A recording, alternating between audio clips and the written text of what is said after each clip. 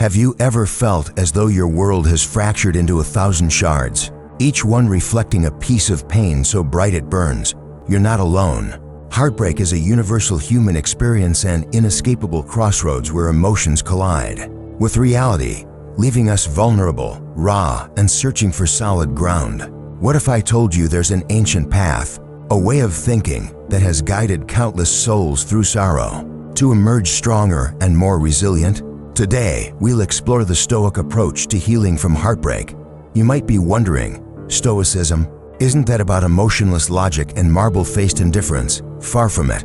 At its core, Stoicism is about living in harmony with nature, cultivating inner strength, and understanding the true source of our suffering. It doesn't ask you to suppress your feelings or pretend nothing hurts. Instead, it offers practical tools to transform pain into insight and despair into direction. In this audio journey, we'll walk step by step through the Stoic mindset, examining how perception shapes our pain, why focusing on what we can control changes everything, and which daily practices can nurture calm and clarity. Whether you're freshly wounded or still picking at old scars, this guide is crafted for you. So, settle in, take a breath, and allow yourself this moment of quiet reflection. 1. Understanding the nature of loss. Loss, at its core, is a rupture in the tapestry of our lives, a tearing away of what once felt integral, familiar, safe. As Epictetus reminds us, it's not what happens to you, but how you react to it that matters. When someone we love departs, the world seems to shift beneath our feet, and we stumble into an unexpected chasm of grief. Yet, this trembling ground also contains the seed of awakening, an invitation to see more clearly how tightly we had bound our happiness to another's presence.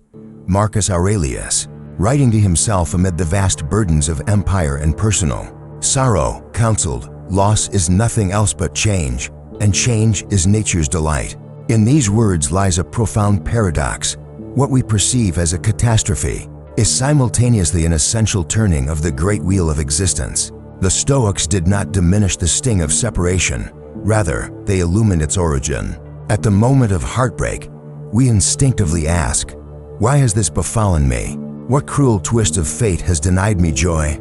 But a Stoic reframes the question, why did I believe that any single circumstance could secure my lasting contentment? Seneca, writing to his friend Serenus in times of personal trial, asserted, we suffer more often in imagination than in reality. Our minds become theaters for endless reruns of the moment we learned of the breakup, each replay drenched in the colors of our worst fears: abandonment, insignificance, unworthiness. Yet, the event itself is just that, an event. The real sorrow lies in the layers of judgment we heaped upon it. She left because I'm not enough, or he found someone better and discarded me. These self-judgments magnify pain into despair. So let me ask you, when you dwell on your loss, are you attending to the raw fact or to the narrative you've constructed around it? Can you sense the difference between feeling the physical ache in your chest and the thought, I will never live without them? In that separation lies freedom, to observe the pain as an impression in your mind, not as your identity. Yet Stoicism does not advocate emotional detachment for its own sake.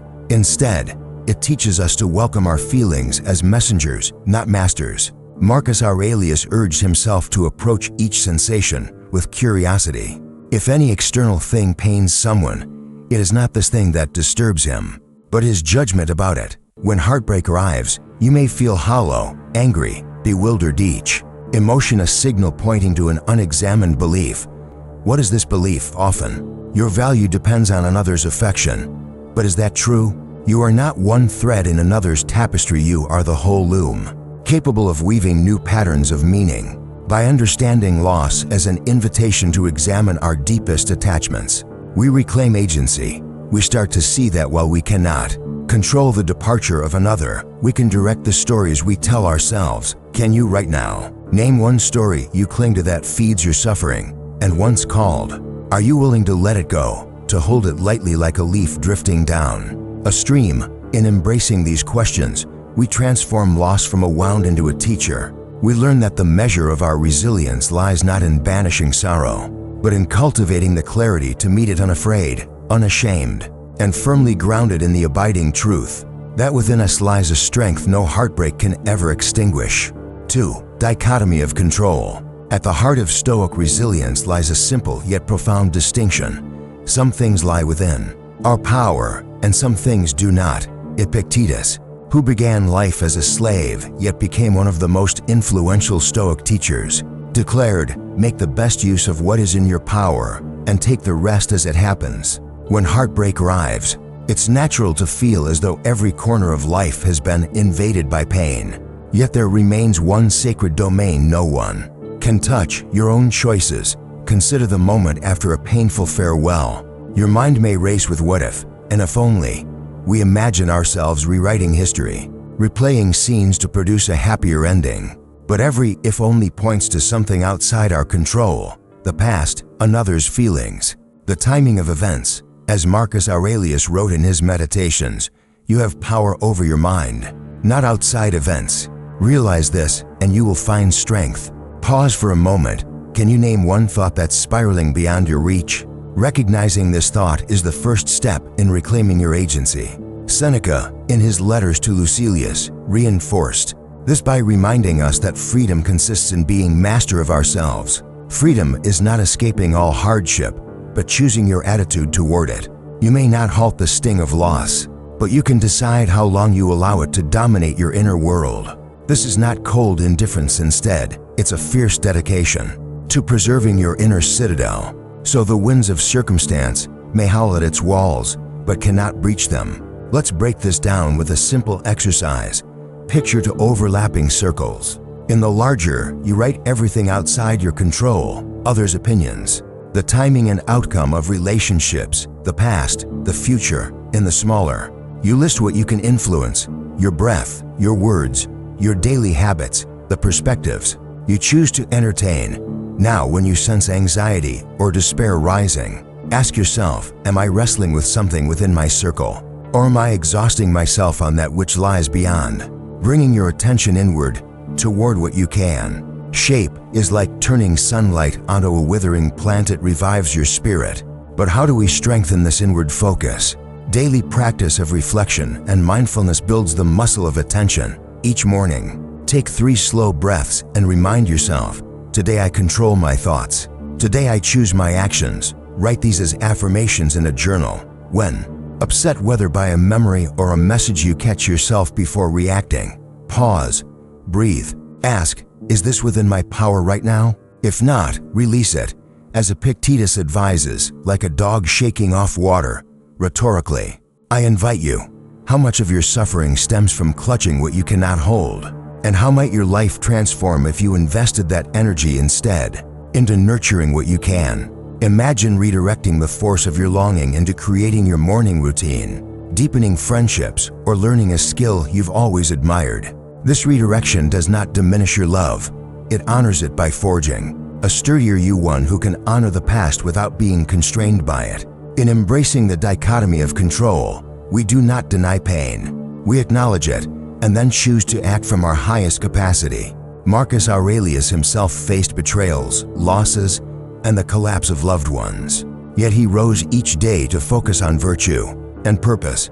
So can you? Let every moment of lost connection be transformed into an opportunity to reconnect with your inner sovereignty. This, dear listener, is the Stoic key to turning heartbreak into a testament of your enduring strength. 3. Reframing through negative visualization. When we speak of negative visualization, premeditatio malorum, we step willingly into the very thing we fear, loss. At first, this may sound counterintuitive. Why gaze upon the void when our hearts ache already? Yet as Seneca wisely counseled, to fear death, my friends, is only to think ourselves wise without being wise. For it is to think that we know what we do not know. In the same spirit, to fear loss without ever contemplating its shape is to suffer blindly, without armor.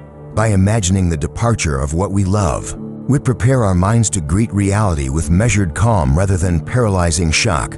Pause. For a moment, can you feel the tension in your chest? When you picture life without that cherished presence, notice the instinctive swirl of what if and the flutter of grief. These sensations reveal the depth of your attachment, and that very depth signals the value you place on the relationship. As Marcus Aurelius wrote, loss is nothing else but change, and change is nature's delight. In visualizing loss, we honor its inevitability and learn to appreciate the fleeting perfection of each moment.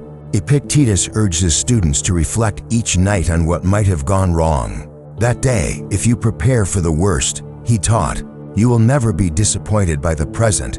So let us practice together. Find a quiet posture. Close your eyes and bring to mind one memory so vivid it still warms your heart. Perhaps a shared laughter under a summer sky or a comforting hand at dawn. Hold it there, feeling its colors and tones. Now gently let that memory slip into the past as though closing the door on a room you once inhabited. Notice the ache that arises and welcome it, as you would a teacher. Through this exercise, we transform the relationship from a source of anxiety, what if it ends, into a living tapestry of moments we have already lived. We begin to see that our fear is not of loss itself, but of loving too fully. Yet without full love, without deep risk, there can be no genuine connection. Negative visualization shows us that loss need not be an enemy. It can be the refining fire that deepens our gratitude for every breath we shared.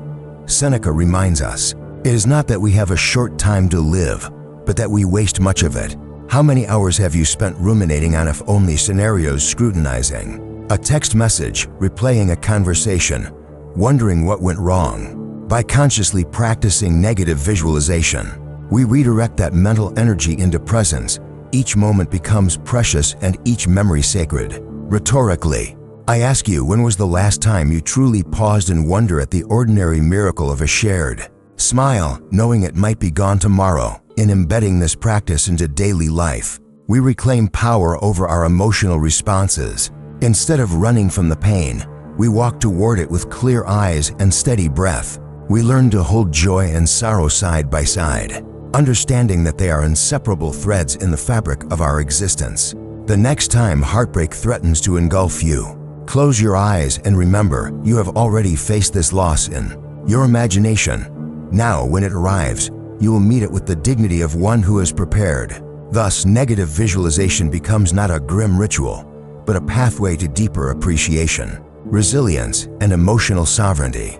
It is the Stoic's secret to make what we love part of ourselves, and yet never let it imprison our peace. As you practice this each day, ask yourself, what beauty am I grateful for today? Knowing it may not last forever, in that question lies both your sorrow and your strength. 4. Journaling for clarity and growth. Amid emotional turbulence, our minds replay scenes on endless loops, questions without answers. If onlys that deepen the ache, Stoicism offers a simple yet transformative antidote. Put pen to paper. Marcus Aurelius, whose private reflections became the meditations, modeled this practice not as mere record-keeping, but as a form of philosophical inquiry. He wrote, at day's end, ask yourself, what did I do? What did I leave undone? What did I do well? Through this nightly audit, he trained his mind to distinguish impulse from insight, reaction from reason. Journaling, in the Stoic tradition, is more than venting emotion. It is rigorous self-examination. Seneca, composing his letters to Lucilius, advised writing down our judgments so we could hold them to the light. We should train ourselves to question every strong feeling, to write it out and see whether it stands the test of reason. Imagine your heartbreak as a visitor arriving unannounced. You might feel overwhelmed, but inviting that visitor into your journal means you welcome dialogue rather than denial. You transform swirling emotion into concrete words, and in doing so, you demystify it. Epictetus insisted that knowledge divorced from practice is like gold locked in a chest, valuable, yet unused. He urged, first say to yourself what you would be, and then do what you have to do. Journaling bridges thought and action. When the pain of separation floods your awareness, pause and ask, what belief lies beneath this feeling? Write it down. Is it true that I am unlovable? Examine the evidence. What would a compassionate friend say? Let your pen trace the path back from despair to inquiry. Rhetorically, pause here. Can you feel the relief of moving from chaos to structure? From feeling lost to asking precise questions? In those questions lies your power, for each one shifts focus from the event you cannot change to the understanding you can cultivate. Emotionally, Journaling is an act of self-compassion. Marcus Aurelius counseled himself, treat yourself as you would a loved one in distress. When your pages fill with raw confession, respond in writing with gentle encouragement. I see you. I will walk beside you.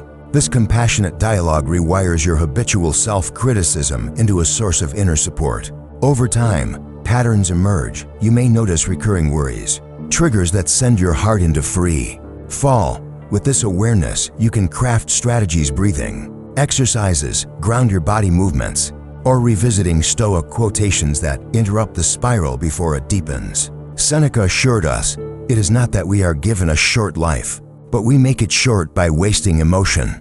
Journaling transforms wasted emotion into intentional reflection. In your Stoic journal, every entry marks a step on the path from raw pain to mindful presence.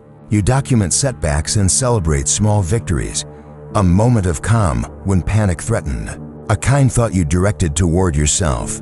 A new perspective that emerged from examining an old story. And each day, as you close the cover, you reinforce that your inner life is fertile ground, one you tend with curiosity, courage, and calm. So, dear listener, will you take up pen and paper? Will you, like the Stoics of old, translate your darkest moments into lanterns of wisdom? In each line you write, you reclaim agency, forge clarity, and strengthen the unshakable citadel within. 5.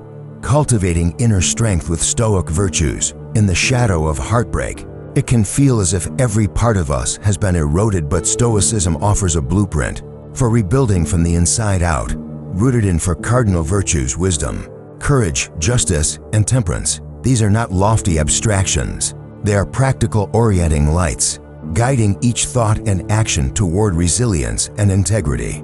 Wisdom is the lantern that illuminates reality without distortion.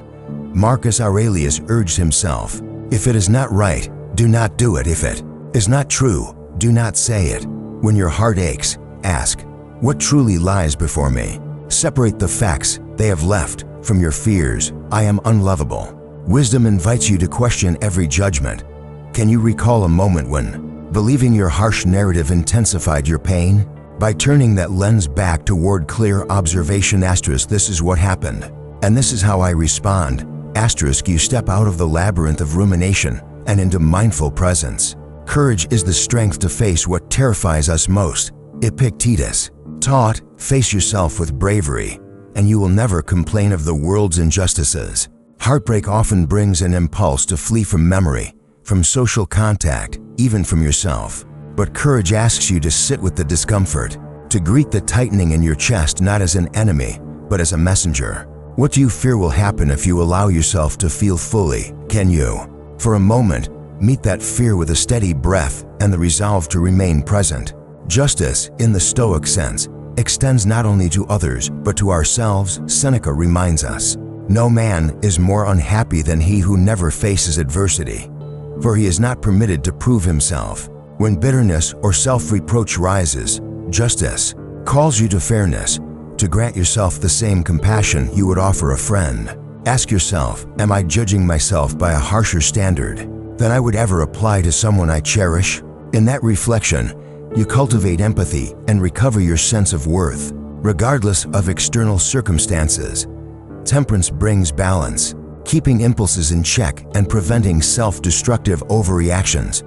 Marcus Aurelius advised, moderation in all things, for excess causes more pain than limits. Heartbreak can drive extremes, numbing with distractions or wallowing in sorrow. Temperance invites you to find the middle path, perhaps a brief walk when you feel the urge to isolate, or a moment of stillness before reaching for your phone.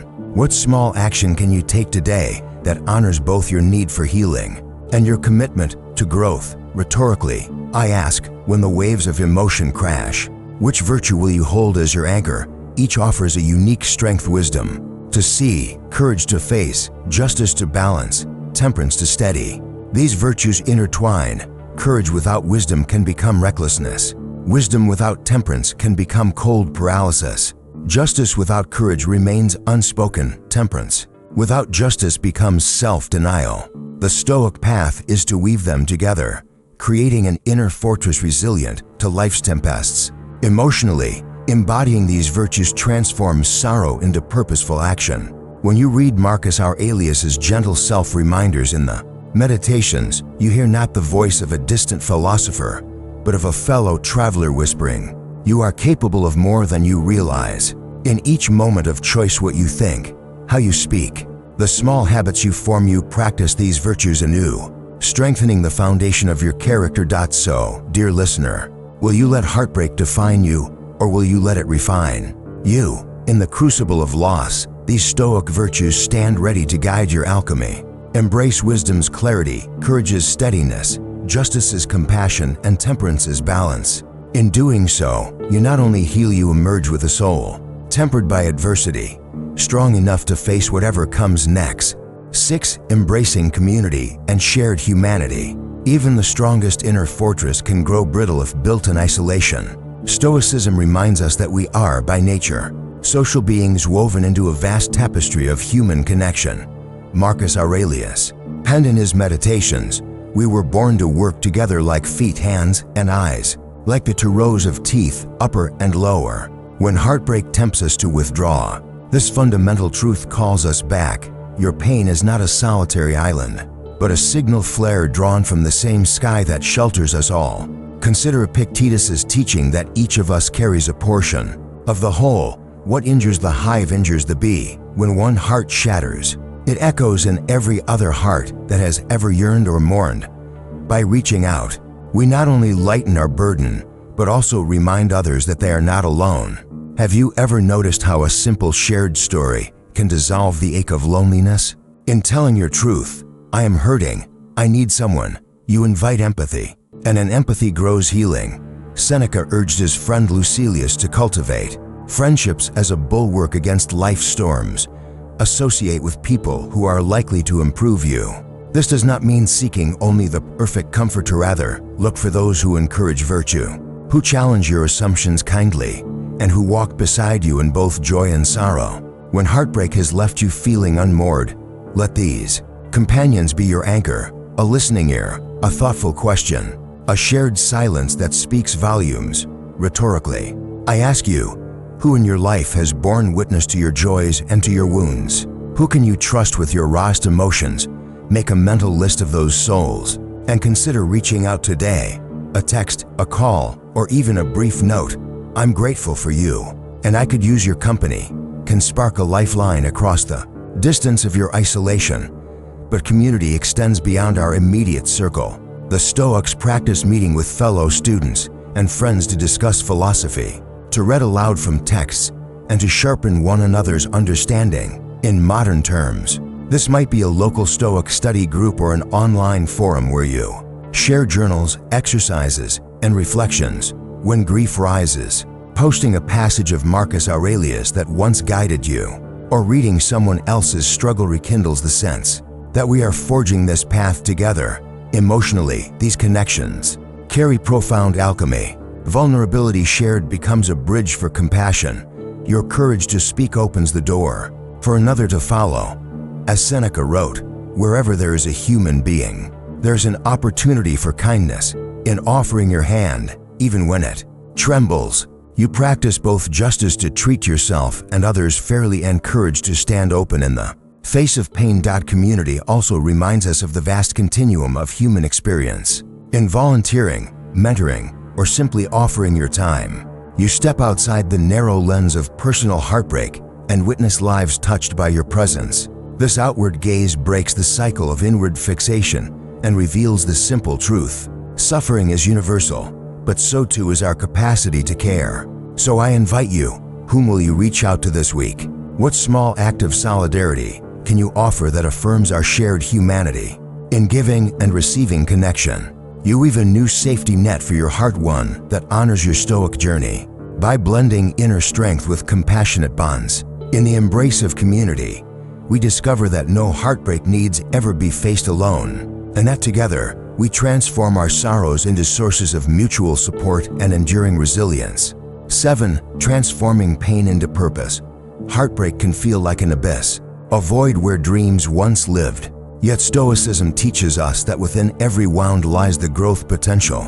If we choose to harness our pain as raw material for meaning, Seneca observed, difficulties strengthen the mind, as labor does the body. In other words, adversity need not be merely endured. It can be transmogrified into a source of vitality and direction. When grief strikes, it often leaves us questioning our purpose. Why is this happening to me? What use is left for my energy? Yet these very questions contain the seeds of transformation. Marcus Aurelius wrote, "The impediment to action advances action. What stands in the way becomes the way." Imagine your heartbreak as an impediment, not a barrier, but a teacher. What lesson might it offer about your deepest values, the relationships you most cherish, or the contributions you wish to make to the world? Begin by reflecting on the raw contours of your pain, the loneliness, the regret, the sense of loss. Each feeling indicates something you hold dear: trust, intimacy, shared purpose. Ask yourself, what does this ache reveal about what I value most? In naming these values, you map the terrain for purposeful action. If connection matters, perhaps your next step is to volunteer, to reach out to others in need of companionship. If authenticity matters, maybe you channel your story into writing or art, giving voice to the universal struggle of love and loss. Epictetus counseled his students to live as though they were being watched by the gods, to act with intention and integrity in every moment. In practice, this means asking, what action today, born from my suffering, can serve a greater good? It could be small: a daily walk with an elderly neighbor, mentoring a younger friend through their challenges, or simply offering your attentive presence to someone else's story. Each act transforms the ember of your pain into a guiding flame of service. Rhetorically, consider, have you ever felt more alive than when you poured your heart into supporting another? That surge of purpose, of alignment between inner truth and outward expression, is the Stoic ideal: virtue in action. As Marcus Aurelius exemplified in his leadership, he took personal trials and wove them into the fabric of public duty. You need not lead in empire. In everyday life, your gestures, listening without judgment, sharing hard-won insights, extending kindness become your legacy. Emotionally, this transformation honors your sorrow rather than denying it. Seneca warned against fleeing grief through indulgence or distraction. Instead, he urged us to channel emotion into reasoned effort. By structuring your days around purposeful tasks, setting goals, tracking progress in a journal, and celebrating small wins, you convert the raw energy of heartbreak into constructive momentum. Each completed task, however modest, reinforces your agency and rebuilds the bridge between who you were and who you are becoming. Ultimately, transforming pain into purpose is an act of self-compassion and cosmic reciprocity. Epictetus reminded us, no great thing is created suddenly. Allow yourself the patient alchemy of turning sorrow into significance. In time, your heartbreak will settle into a foundation, a deep well of empathy, resilience, and insight from which you draw strength. Your story of loss becomes a beacon, guiding not only your journey, but illuminating the path for others who face similar darkness. So I invite you, dear listener, to ask, what pain in my life calls out to be transformed? What purpose awaits on the other side? As you answer, remember the Stoic promise: every obstacle is an opportunity, every wound a gateway to wisdom. Embrace your heartbreak as the very spark that ignites your purpose, and watch how your deepest suffering becomes the canvas for your greatest contribution. As we draw this journey to a close, take a long, deliberate breath. Notice how far you've come from the raw ache of loss to a place of curiosity, agency, and newfound insight. Healing is not a destination, but a process, a daily practice of choosing your inner narrative, anchoring yourself in what you control, and nurturing virtues that transcend circumstance. Remember, the Stoics did not promise a life free from pain, but they offered a perspective that pain need not define us. It can refine us. When the heart breaks, we discover how wide it can open in sorrow and ultimately in compassion and wisdom. Thank you for embarking on this exploration of the Stoic approach to healing from heartbreak. If you found value in this episode, I invite you to like, share, and subscribe. Leave a comment below with your reflections or questions. How will you apply these Stoic principles in your healing journey? May you find strength in every setback, clarity in every moment of confusion, and peace that no heartbreak can ever take away. Until next time, stay steady, stay resilient, and keep walking the Stoic path.